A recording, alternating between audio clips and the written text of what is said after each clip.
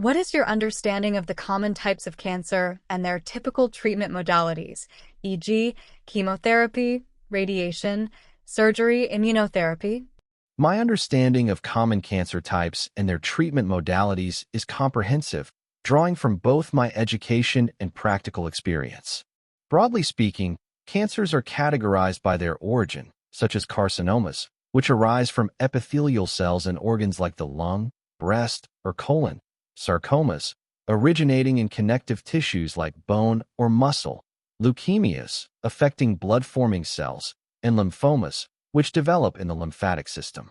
Each type, while distinct, fundamentally involves uncontrolled cell growth. When it comes to treatment, the approach is highly individualized, often combining several modalities depending on the cancer type, stage, and patient's overall health.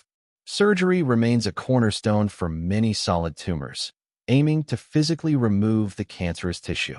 This is often followed by, or preceded by, chemotherapy, which uses powerful drugs to kill rapidly dividing cancer cells throughout the body, either intravenously or orally. While effective, chemotherapy is known for systemic side effects due to its impact on healthy cells too. Radiation therapy uses high-energy rays to destroy cancer cells, often localized to a specific tumor site, minimizing damage to surrounding healthy tissue as much as possible. More recently, advancements have led to targeted therapies and immunotherapy. Targeted therapies work by focusing on specific molecules or pathways involved in cancer growth, often leading to fewer side effects than traditional chemotherapy. Immunotherapy, a revolutionary approach, harnesses the body's own immune system to recognize and destroy cancer cells. This can involve checkpoint inhibitors, which unblock immune cells, or CAR-T cell therapy, where a patient's own T cells are genetically engineered to fight their cancer. These newer modalities are truly transforming outcomes for many patients, offering hope where traditional treatments might have fallen short. My role as a nurse involves closely monitoring patients through these diverse treatments, managing their side effects, and providing essential education and support every step of the way. Describe your experience with administering chemotherapy and managing related side effects. What specific precautions do you take? In my nursing career, I have gained extensive hands-on experience in administering various chemotherapy regimens across different oncology settings. This includes intravenous infusions, oral chemotherapeutics, and occasionally subcutaneous injections, always adhering strictly to prescribed protocols and patient-specific treatment plans. My initial step before any administration involves a thorough patient assessment, checking baseline vital signs, reviewing recent lab results, particularly complete blood counts and liver/kidney function, to ensure the patient is medically suitable for the dose. I am meticulous about verifying medication orders against patient identification, confirming drug names, dosages, infusion rates, and expiry dates to prevent errors, often employing a double-check system with a colleague when protocol requires. Managing the myriad of related side effects is a crucial aspect of chemotherapy nursing, requiring a proactive and individualized approach. Common side effects I frequently address include nausea and vomiting, which I manage through timely administration of antiemetics, dietary advice, and encouraging small, frequent meals. Fatigue is another pervasive issue, for which I provide energy conservation strategies and encourage gentle activity. For myelosuppression, I educate patients on infection prevention, monitor for signs of neutropenia or thrombocytopenia, and administer growth factors as ordered. I also counsel patients on mucositis care, neuropathic pain management, and skin integrity issues. Anticipating and educating patients about potential side effects empowers them to better cope and report concerns promptly, allowing for early intervention. Regarding specific precautions, patient and staff safety are paramount. For my own protection, I consistently utilize appropriate personal protective equipment, PPE, including chemotherapy-rated gloves, gowns, and sometimes face shields or respirators, depending on the drug and administration route. I adhere strictly to closed system transfer devices, CSTDs, whenever possible to minimize exposure during drug preparation and administration. Proper waste segregation is non-negotiable, with all chemotherapy-related waste disposed of in designated hazardous waste bins.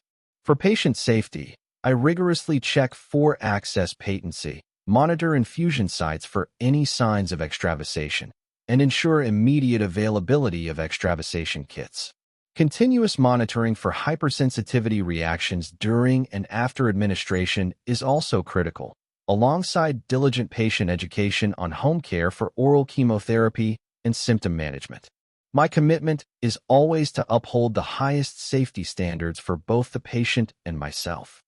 How do you monitor for and manage oncologic emergencies, e.g., tumor lysis syndrome, neutropenic fever, spinal cord compression? Monitoring for and managing oncologic emergencies is a critical aspect of specialized cancer nursing, demanding acute assessment skills and rapid intervention. My approach revolves around continuous vigilance, proactive assessment, and a deep understanding of each emergency's pathophysiology and typical presentation.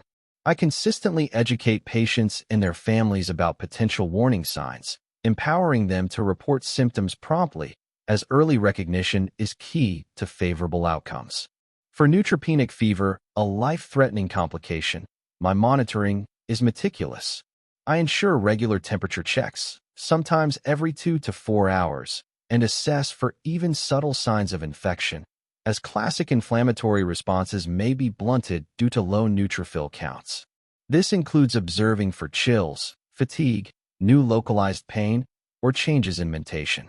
Upon suspicion, my immediate action involves notifying the physician, obtaining blood cultures rapidly from all appropriate sites, including central lines if present, and preparing for the urgent administration of broad-spectrum antibiotics, typically within an hour of diagnosis, as per institutional protocols. Strict infection control measures, including meticulous hand hygiene and protective isolation if necessary, are also reinforced. In cases of tumor lysis syndrome, TLS, particularly common with aggressive malignancies and initiation of highly effective treatments, my focus is on electrolyte and renal function. I rigorously monitor serum electrolytes such as potassium, phosphate, calcium, and uric acid, alongside BUN and creatinine levels, often multiple times a day. I also watch for cardiac arrhythmias due to hyperkalemia and ensure adequate hydration by meticulously tracking fluid balance and urine output. Management involves aggressive intravenous hydration to promote renal excretion, administering uric acid-lowering agents like allopurinol or rasburicase, and correcting electrolyte imbalances as ordered, sometimes requiring phosphate binders or calcium gluconate. For spinal cord compression, SCC, recognizing neurological changes is paramount. I perform focused neurological assessments, asking about new or worsening back pain, particularly if it's localized and radiating, and checking for any changes in motor strength, sensation, or bowel/bladder function. Any new onset of these symptoms is treated as an immediate emergency. My management involves urgent notification of the medical team, preparing for immediate diagnostic imaging such as an MRI, and ensuring the rapid administration of high-dose corticosteroids to reduce edema around the spinal cord, often followed by radiation therapy or surgical consultation. In all these emergencies, prompt, coordinated, interdisciplinary collaboration is absolutely vital to stabilize the patient and prevent further complications. What is your experience with central venous access devices, e.g., PICC lines, ports, in oncology patients? My experience with central venous access devices, CVADs, in oncology patients is extensive, as they are indispensable tools in their complex treatment regimens. I've routinely managed various types, including PICC lines, peripherally inserted central catheters, implantable ports, portacaths, and occasionally tunneled catheters like Hickman or Broviac lines. My responsibilities span the entire life cycle of these devices, from assisting with insertions and performing initial dressing changes to daily maintenance, medication administration, and troubleshooting. For PICC lines, I'm adept at performing sterile dressing changes, flushing according to protocol to maintain patency, and drawing blood samples. I also continuously monitor for common complications such as phlebitis, occlusion, infection, and dislodgement, promptly escalating any concerns. With implantable ports, my experience includes skillful palpation and non-coring needle access, ensuring aseptic technique is meticulously followed to prevent infection, especially in immunocompromised oncology patients. I also manage their flushing routines between chemotherapy cycles and educate patients on proper care, including signs of infection or malfunction. Administering vesicant chemotherapy, continuous infusions, and parenteral nutrition through these devices is a daily part of my role. I prioritize meticulous aseptic technique for all accesses and disconnections, as oncology patients are highly vulnerable to bloodstream infections, which can critically delay their treatment. Furthermore, I am proficient in troubleshooting common issues like sluggish blood return or occlusions, using approved declotting agents when necessary, and always documenting thoroughly. Patient education is also paramount.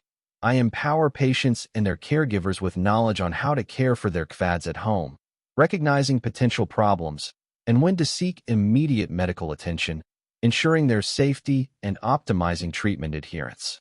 Discuss your knowledge of pain management strategies in cancer patients, including pharmacological and non-pharmacological approaches.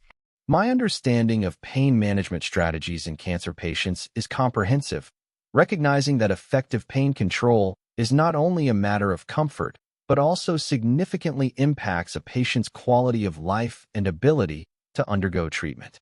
I prioritize a holistic approach, integrating both pharmacological and non-pharmacological interventions, tailored to the individual's specific pain type, intensity, and overall condition. On the pharmacological side, my knowledge encompasses the stepwise approach to analgesic use, guiding the sequential use of pain medications from non-opioids to weak opioids, and then to strong opioids, often combined with adjuvant drugs. I'm experienced in administering a wide range of medications, including NSAIDs, acetaminophen, various opioid analgesics, morphine, oxycodone, fentanyl, and neuropathic pain medications like gabapentin or pregabalin.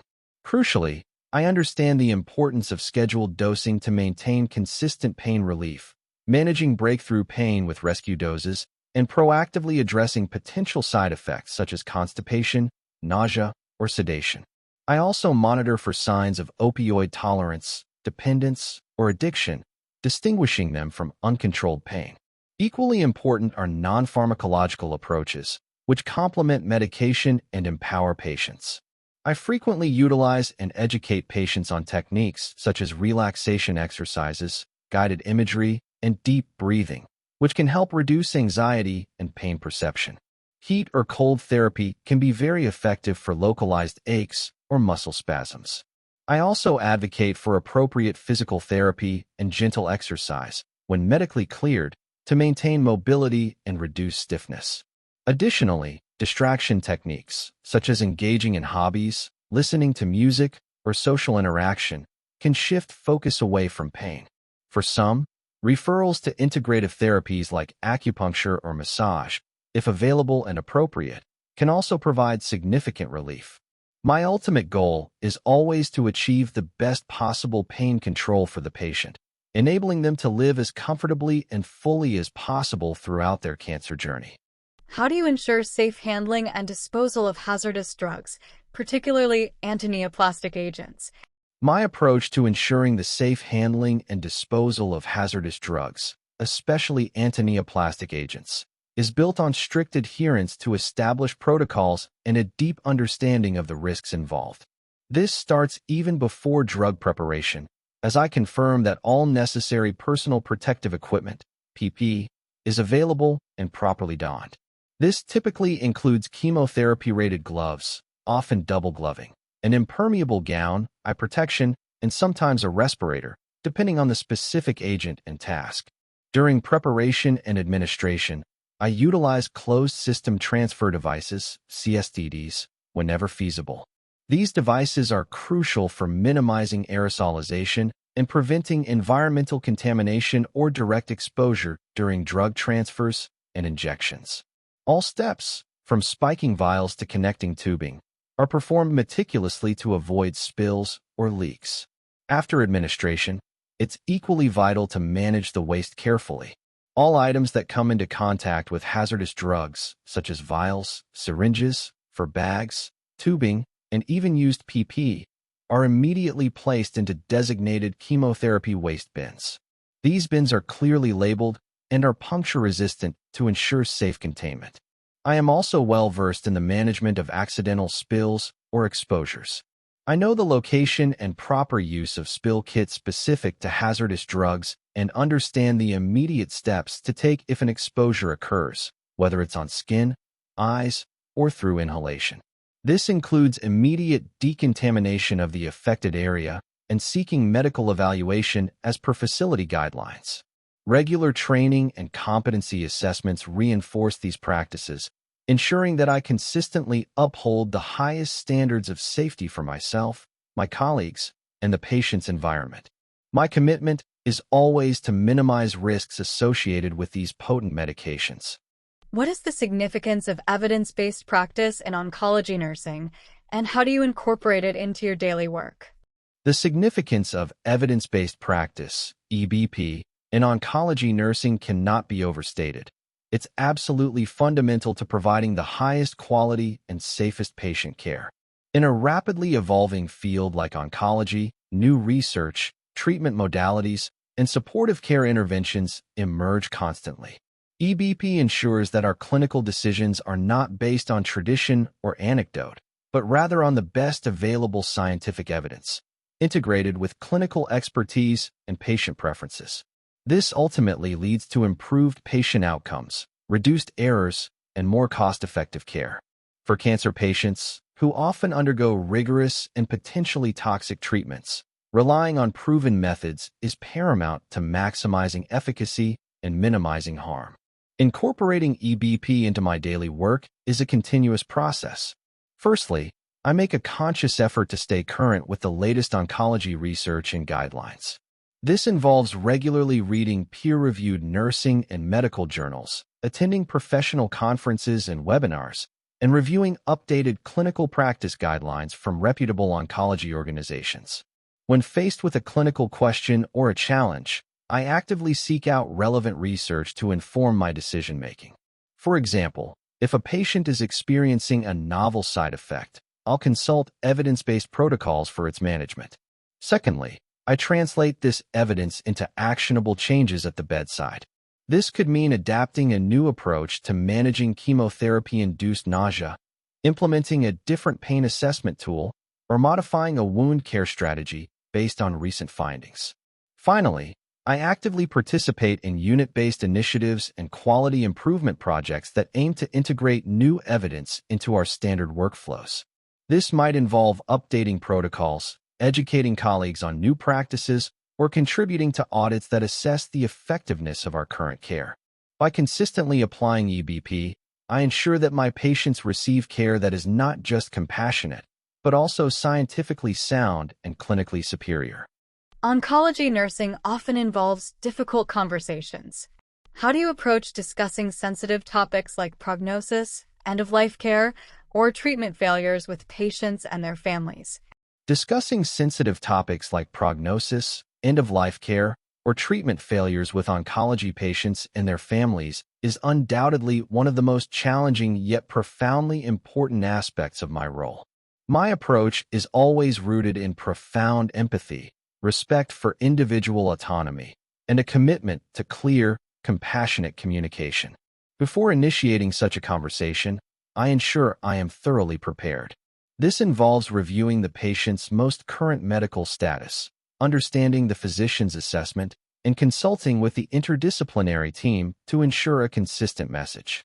It's crucial to choose an appropriate, private, and quiet setting where the patient and their family can feel safe and unhurried. I always try to ensure that all relevant family members or support persons are present if the patient wishes, to facilitate a shared understanding and support system. When the conversation begins, I don't just deliver information. I start by assessing their current understanding and preferences. I might open by asking, "What has been your understanding of your condition and where things stand?" Or how much information would you like to know about the current situation? This allows me to gauge their readiness and tailor the depth of information to their needs. When delivering difficult news, I use clear, straightforward language, avoiding medical jargon, and deliver information in digestible chunks, pausing frequently to check for their understanding and allowing space for their emotional reactions. It's vital to validate their feelings, whether it's sadness, anger, or fear, and simply be present with them during these moments of vulnerability. Silence is often a powerful tool. Finally, I focus on outlining next steps and available support. For end-of-life discussions, this means exploring comfort measures, pain management, and wishes for dignity. For treatment failures, it involves discussing alternative options, palliative care, or supporting a shift in goals of care. I emphasize that while the news may be difficult, they are not alone. I consistently offer resources like social workers, spiritual care, or palliative care teams, and assure them that I will remain a steadfast source of support, answering their questions honestly and gently. My goal is to facilitate informed decision-making while honoring their values and providing comfort, no matter the journey ahead. How do you support patients and their families psychologically and emotionally throughout their cancer journey, from diagnosis to survivorship or palliation? Supporting patients and their families psychologically and emotionally throughout the arduous cancer journey, from the moment of diagnosis through to survivorship or palliation, is a cornerstone of my nursing practice. It begins with acknowledging the profound emotional upheaval a cancer diagnosis brings, not just to the patient, but to their entire support system. At the diagnosis phase, when patients and families are often overwhelmed by shock, fear, and uncertainty, my primary role is to create a safe, compassionate space for them to express their feelings without judgment. I engage in active listening, allowing them to process the news at their own pace, and provide clear, consistent information about their condition and treatment plan, often repeating explanations as information overload is common. I also gently introduce them to initial resources like patient navigators or hospital support groups, offering a sense of guidance amidst chaos. During the treatment phase, the focus shifts to managing the psychological burden of grueling therapies, side effects, and the constant ebb and flow of hope and despair. I continuously encourage open communication about their fears, frustrations, and physical discomforts, validating their experiences. By effectively managing physical symptoms like pain, nausea, or fatigue, I can significantly alleviate associated psychological distress. I actively involve families in care discussions and encourage them to be part of the patient's coping strategies, recognizing their equally significant emotional burden. Celebrating small victories, like completing a cycle of chemotherapy, also helps to build resilience and maintain morale. As patients move into survivorship or long-term care, new emotional challenges emerge, such as fear of recurrence or coping with long-term side effects. Here, I focus on empowering them towards wellness, promoting healthy lifestyle choices, and emphasizing the importance of ongoing surveillance. For those facing palliation or end-of-life care, the support becomes deeply person-centered, prioritizing comfort, dignity, and quality of life. I facilitate sensitive conversations, ensure meticulous symptom control, address spiritual needs if desired, and provide immense emotional comfort and bereavement resources to families. Throughout every stage, my presence as a consistent, empathetic, and knowledgeable caregiver helps foster trust and provides a vital anchor in their tumultuous journey. Describe a time you had to manage a patient's significant anxiety or fear related to their cancer diagnosis or treatment. What was your approach? Certainly. I recall a specific instance with a patient, Mrs. Sharma, a 55-year-old who had just received her breast cancer diagnosis and was awaiting her first chemotherapy session. She was visibly distraught, tearful, and refusing to engage with her care plan, expressing immense fear about the unknown, the side effects, and the impact on her family. My task was to help alleviate her overwhelming anxiety so she could feel more prepared and less terrified about beginning treatment. My approach was multifaceted, prioritizing a calm and empathetic environment. First, I ensured we were in a private space where she felt comfortable speaking openly. I began by simply sitting with her, making eye contact, and actively listening without interruption as she poured out her fears. I didn't try to dismiss her feelings, but instead validated them, saying something like, "It sounds like you're going through a truly terrifying time, and it's completely normal to feel overwhelmed." I then gently asked her, "What specifically is worrying you the most right now?" This open-ended question helped pinpoint her greatest anxieties, which turned out to be severe nausea and hair loss, rather than the cancer itself. Once I understood her specific concerns, I provided tailored, accurate information in small, digestible pieces. For her fear of nausea, I explained the advanced antiemetic medications we would administer before chemotherapy, assuring her we had many effective strategies. For hair loss, I discussed options like wigs, scarves, and support groups. I focused on what she could control, effective communication with us, utilizing supportive medications, and managing her environment. I also introduced a simple, deep breathing exercise, guiding her through it to help calm her immediate physical symptoms of anxiety. Finally, I connected her with our social worker for additional emotional support and offered to bring her daughter into the conversation to ensure her family was also informed and prepared to support her. By the end of our conversation, while still apprehensive, Mrs. Sharma appeared visibly calmer and more receptive. She agreed to start her treatment, and later told me that simply knowing what to expect and having her fears acknowledged made a profound difference. This experience reinforced for me the power of compassionate listening and personalized education in managing patient anxiety during such vulnerable times. How do you address cultural and spiritual needs that may impact a patient's care decisions in oncology?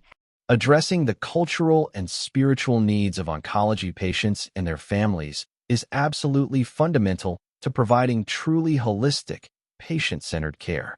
I recognize that a cancer diagnosis profoundly impacts individuals not just physically, but also psychologically, socially, and spiritually, with cultural beliefs often deeply influencing their perception of illness, their choices regarding treatment, and their approach to end of life. My approach begins with a respectful and open-ended inquiry during initial assessments. I avoid making assumptions and instead invite the patient and family to share any cultural or spiritual practices that are important to them or that might influence their healthcare decisions. Questions like, "Are there any customs or beliefs that are particularly important to you as you go through your treatment?" Or, "Would you like us to involve any spiritual leaders in your care?" help to open this dialogue. I practice active listening to truly understand their perspective, recognizing the vast diversity even within broad cultural groups. These needs can manifest in various ways that impact care. For instance, preferences around modesty and personal space are crucial, especially during examinations or personal care. Dietary restrictions due to religious beliefs must be accommodated wherever possible, particularly when patients are already struggling with appetite. Family dynamics, including who makes decisions or who is privy to certain information, also vary significantly across cultures. Some patients may wish to incorporate traditional healing practices alongside conventional medicine, or have specific rituals for blessing, prayer, or handling death. My role is to facilitate these needs while ensuring patient safety. This might involve arranging for a female nurse for a female patient, coordinating with the dietary department, ensuring privacy for prayer, or connecting the family with a hospital chaplain or a spiritual advisor from their own faith tradition. Ultimately, my goal is to integrate their cultural and spiritual values into the care plan in a way that respects their dignity and beliefs, builds trust, and promotes comfort. If a belief conflicts with a vital medical intervention, my role is to explain the medical necessity clearly and compassionately, exploring respectful alternatives or compromises whenever possible, always prioritizing the patient's well-being. This collaborative and culturally sensitive approach ensures that care is not only clinically excellent, but also deeply resonant with the patient's personal identity and values. What role do you see yourself playing in patient education regarding their diagnosis, treatment plan, and self-care at home?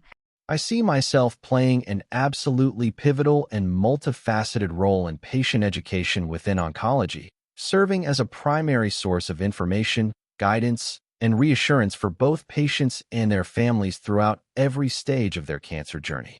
My aim is to empower them with knowledge, enabling them to actively participate in their care and feel a greater sense of control during a time that can often feel overwhelming.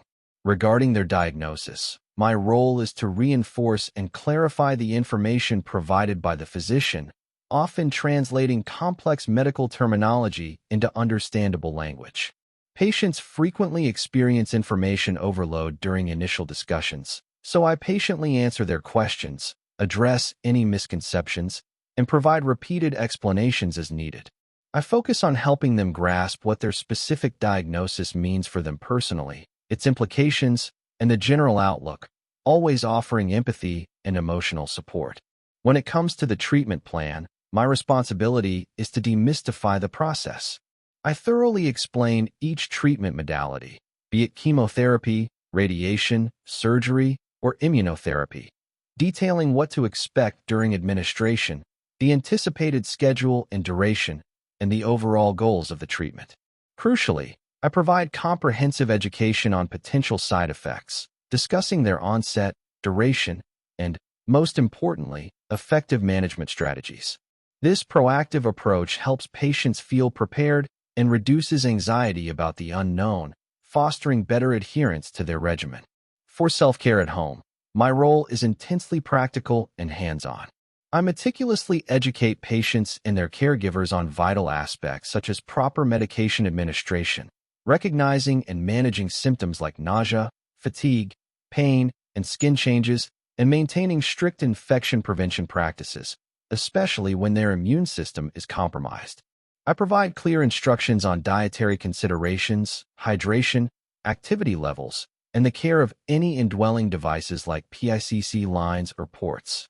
Furthermore, a critical part of my education involves instructing them on warning signs and symptoms that necessitate immediate medical attention, ensuring they know when and how to contact the healthcare team. By providing this comprehensive, continuous education, I equip patients and their families with the necessary tools and confidence to manage their health effectively outside the hospital setting, significantly contributing to their safety and overall well-being. Oncology care is highly collaborative. Describe your experience working as part of an interdisciplinary team, e.g., oncologists, radiation therapists, social workers, dietitians. Oncology care is, by its very nature, a profoundly collaborative undertaking, and I have extensive experience working as an integral part of various interdisciplinary teams throughout my career. I understand that effective patient care for individuals battling cancer requires seamless communication and coordinated efforts from a diverse group of specialists, all contributing their unique expertise to address the patient's multifaceted needs. In my previous roles, I've regularly collaborated with a wide array of professionals including oncologists, radiation therapists, surgeons, palliative care specialists, social workers, dietitians, pharmacists, and rehabilitation therapists. As the frontline caregiver, I often serve as the central hub for patient information, acting as a crucial link between the patient and the entire team. My day typically begins with multidisciplinary rounds or huddles where we collectively discuss each patient's progress, current challenges, and the upcoming plan of care. This direct interaction allows for immediate sharing of observations, lab results, and patient concerns, ensuring everyone is on the same page. For instance, if a patient is experiencing severe nausea and significant weight loss, I would immediately engage with the dietitian to adjust nutritional strategies and consult with the pharmacist regarding antiemetic regimens, while also updating the oncologist. Similarly, if a patient or family expresses psychological distress or financial concerns, I would promptly initiate a referral to the social worker or psycho-oncology specialist, providing them with relevant background information. My role also involves advocating for patient preferences and values within team discussions, ensuring their voice is heard in treatment planning, especially during complex or difficult decisions. This might mean clarifying a patient's goals of care to the entire team or highlighting a cultural nuance that could impact treatment adherence. This unified approach prevents fragmented care, enhances problem-solving, and ultimately leads to more holistic, effective, and patient-centered outcomes, which is particularly vital given the complexities inherent in cancer treatment. How do you manage your workload and prioritize care for multiple oncology patients, each with complex needs? Managing a diverse workload and effectively prioritizing care for multiple oncology patients, each presenting with unique and complex needs, is a daily reality in this specialized field, and it's a skill I've honed through extensive practice. My approach is systematic and dynamic, always keeping patient safety and optimal outcomes at the forefront. My shift typically begins with a thorough prioritization assessment immediately upon receiving my patient assignment and handoff report. I categorize patients based on their acuity level, those with unstable vital signs, new admissions, or those receiving high-risk treatments like complex chemotherapy infusions or blood product transfusions take immediate precedence. I identify all time-sensitive tasks, such as specific medication administrations, critical lab draws, or scheduled procedures, and map out a preliminary timeline. This initial mental blueprint helps me organize my direct patient care activities, but I understand it's a fluid plan. Throughout the shift, I engage in continuous reevaluation and dynamic prioritization. I constantly monitor my patients for any subtle changes in their condition, anticipating potential complications based on their diagnosis and treatment regimen. For efficiency, I often cluster my care activities, grouping tasks for a single patient or multiple patients in proximity to minimize travel time and maximize direct care moments. Effective delegation is also key. I judiciously assign tasks to other qualified team members, such as nursing assistants, while always maintaining accountability for the overall patient outcome. I also leverage our electronic medical record system for reminders and to quickly access vital patient data. Crucially, communication and collaboration are indispensable for effective workload management. I maintain clear and concise communication with physicians regarding any significant changes in patient status, and I provide timely updates to families. I am also not hesitant to seek assistance from colleagues when facing an unexpectedly heavy load or a particularly complex situation, understanding that teamwork ensures comprehensive care. Despite the pressures, my focus remains steadfast on delivering high-quality, safe, and compassionate care, adapting quickly to unexpected emergencies or new orders that inevitably arise, always ensuring no critical need is overlooked. What strategies do you use to cope with the emotional demands and potential burnout associated with oncology nursing? Coping with the significant emotional demands and the potential for burnout inherent in oncology nursing is something I take very seriously. Recognizing that my ability to provide compassionate and effective care is directly linked to my own well-being. I employ a combination of proactive strategies to build resilience and reactive mechanisms to process difficult experiences. Proactively, maintaining a strong work-life balance is paramount. I consciously create boundaries between my professional and personal life, ensuring that my days off are genuinely dedicated to rest and rejuvenation rather than dwelling on work-related stresses. I engage regularly in hobbies and activities that bring me joy and a sense of detachment from the clinical environment, such as spending time outdoors, practicing yoga, or reading non-medical literature. Ensuring adequate sleep, prioritizing nutritious meals, and maintaining a routine of regular physical activity are also non-negotiable for me, as these foundational self-care practices significantly bolster my mental and emotional resilience. When faced with particularly challenging situations or the cumulative emotional toll of the job, I rely heavily on peer support and debriefing. Sharing experiences and feelings with trusted colleagues who understand the unique pressures of oncology nursing is incredibly cathartic and validating. We often debrief after difficult patient outcomes or emotionally charged conversations, which helps to process the emotions in a healthy way.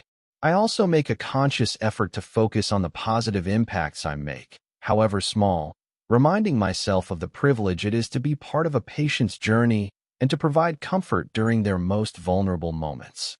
I understand the importance of setting realistic professional boundaries, knowing that while I give my all to my patients, I must also protect my own emotional resources. Should I ever feel close to genuine burnout, I am aware of and willing to seek professional support, like counseling, to ensure I can continue to provide the high standard of care my patients deserve without compromising my own health. This holistic approach allows me to sustain my passion for oncology nursing over the long term. How do you stay updated on the latest advancements and research in oncology? Staying updated on the latest advancements in research in oncology is not just a professional responsibility, but a personal commitment given the rapid pace of progress in cancer care. It's crucial for ensuring I provide the most current, evidence-based, and effective care to my patients. My primary strategy involves continuous engagement with professional organizations and their resources.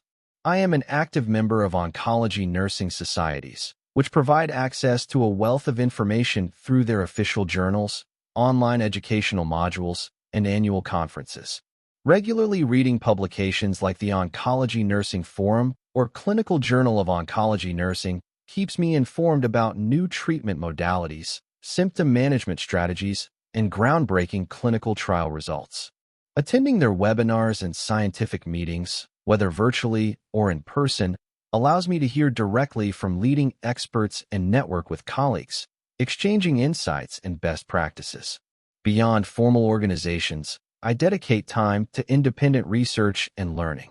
This includes regularly reviewing reputable medical news sites focused on oncology, accessing databases for new research studies, and sometimes delving into specific journal articles on topics relevant to my patient population or new therapies being introduced at our facility. I make a point to understand the implications of emerging therapies, such as the latest immunotherapies or targeted agents, not just from a scientific perspective, but also concerning their nursing implications, potential side effects, and patient education needs.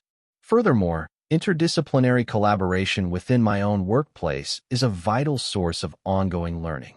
Participating in multidisciplinary tumor boards, grand rounds, and unit-based educational sessions allows me to learn from oncologists, pharmacists, radiation therapists, and other specialists about the latest protocols and research findings being implemented in our practice. I also actively engage in quality improvement initiatives within my unit, which often involves researching and integrating new evidence-based practices to enhance patient care. This multifaceted approach ensures that my knowledge base remains current, robust, and directly applicable to providing optimal care for my oncology patients. Describe a challenging situation with a colleague or physician in an oncology setting and how you resolved it. I recall a particular situation in the oncology unit involving a new resident and a patient who was scheduled for a critical chemotherapy infusion. The resident, Dr. Alex Carter, had placed an order for the infusion to start immediately, but upon reviewing Mrs. Eleanor Vance's chart, I noted that some mandatory premedications had not yet been administered, and a crucial lab result, essential for safe dosing of this specific antineoplastic agent, was not yet available. My immediate task was to address this discrepancy, ensure patient safety, and communicate my concerns effectively and respectfully to Dr. Carter without causing unnecessary tension. I approached Dr. Carter calmly and professionally, stepping away from the patient's room to speak privately. I began by acknowledging their order, then gently but clearly articulated my observation, stating, "Dr. Carter, before we initiate Mrs. Vance's chemotherapy, I've noticed that the ordered antiemetic premedications haven't been given yet, and we're still awaiting the morning's electrolyte panel, which is vital for calculating this particular dose safely." I explained that administering the drug without these prerequisites would violate our unit's established safety protocols and could put the patient at risk for adverse reactions or inaccurate dosing. My tone was collaborative, framing it as a shared goal for patient safety rather than a challenge to their authority. I suggested, perhaps we could hold for a few minutes while we get those premedications administered and the lab result confirmed. We can then ensure everything is in order before proceeding. Dr. Carter, initially a bit flustered, quickly understood the gravity of the situation once I laid out the facts and referenced the safety implications. They thanked me for my vigilance, acknowledged the oversight, and promptly adjusted the timing of the infusion and ensured the labs were expedited. Mrs. Vance received all necessary pre-medications, and the chemotherapy was administered safely once the correct lab values were confirmed. This experience reinforced the critical importance of clear, fact-based communication and proactive advocacy for patient safety, even in high-pressure environments. It also helped build a foundation of trust and respect with the new resident for future collaborations. Tell me about a time you made a mistake in patient care in an oncology setting. What did you learn from it? I recall a specific instance early in my oncology nursing career where I made a mistake, and it became a profound learning experience for me. I was preparing a routine oral chemotherapy medication for a patient named Mr. David Miller, who was receiving a new regimen. In the rush of a busy shift, I momentarily confused the dosage for his new oral agent with a previous medication he had been on, which had a very similar name, but a different milligram strength. I prepared the dose based on the old medication strength, meaning I was about to administer a significantly higher dose than prescribed. My task was to deliver Mr. Miller's morning medications accurately. Thankfully, before handing the medication to him, I performed my final check, comparing the medication in hand one last time with the physician's order in the electronic medical record. It was during this crucial double-check that I immediately caught my error. My heart sank as I realized the potential harm this could have caused Mr. Miller, especially with a potent chemotherapy drug. My immediate action was to discard the incorrectly prepared dose safely and then carefully re-prepare the medication according to the correct current order, cross-referencing every detail. I then completed a detailed incident report, which is our hospital's policy for near misses, ensuring full transparency. I also informed my charge nurse about the error and the steps I took to correct it and prevent harm. While Mr. Miller was never at risk because the error was caught before administration, the experience deeply impacted me. The biggest lesson I learned from this was the absolute criticality of meticulous attention to detail and never bypassing any safety checks, regardless of how busy or routine a task might seem. It reinforced the importance of the 5 rights of medication administration: right patient, right drug, right dose, right route, right time, and especially the power of the final verification step. This incident cemented my commitment to always taking those extra few seconds for a final, independent check, even when I feel confident. It was a humbling moment that profoundly shaped my practice, making me even more vigilant and reinforcing the non-negotiable nature of patient safety protocols in oncology. Give an example of how you advocated for an oncology patient or their family.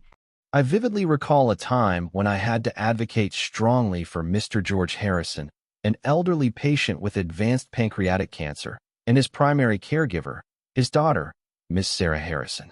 Mr. Harrison was receiving palliative chemotherapy at home, and during a routine follow-up call, Miss Sarah sounded particularly distressed.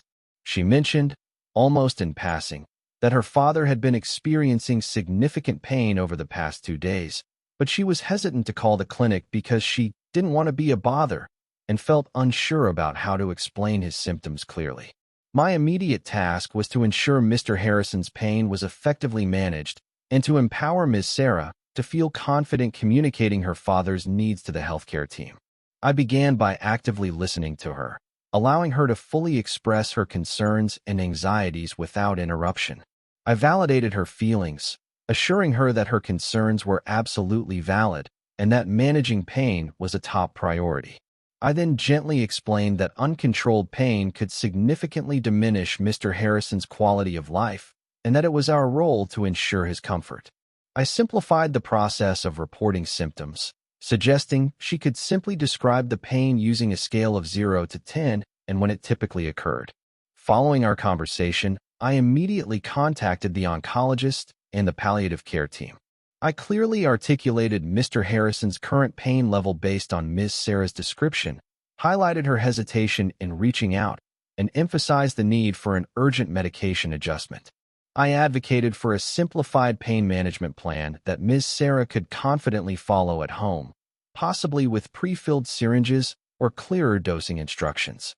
The team promptly reviewed the case, and a revised pain medication regimen was prescribed, along with a follow-up call from me later that day to ensure proper administration and observe its effectiveness. The result was profound. Mr. Harrison's pain came under much better control, and Ms. Sarah expressed immense relief and gratitude. She felt heard, understood, and empowered to communicate more freely going forward. This experience underscored the vital importance of listening for unspoken fears and proactively bridging communication gaps to truly advocate for our patients and their families. Why are you specifically interested in oncology nursing, and why our hospital's oncology unit? My interest in oncology nursing stems from a profound desire to provide specialized, compassionate care to patients and families facing one of life's most challenging diagnoses. I am drawn to the unique blend of scientific complexity and deep human connection that this field offers. Oncology nursing demands continuous learning due to rapid advancements in treatments and technologies, which excites my intellectual curiosity. More importantly, it offers the immense privilege of supporting individuals through a truly vulnerable and transformative journey.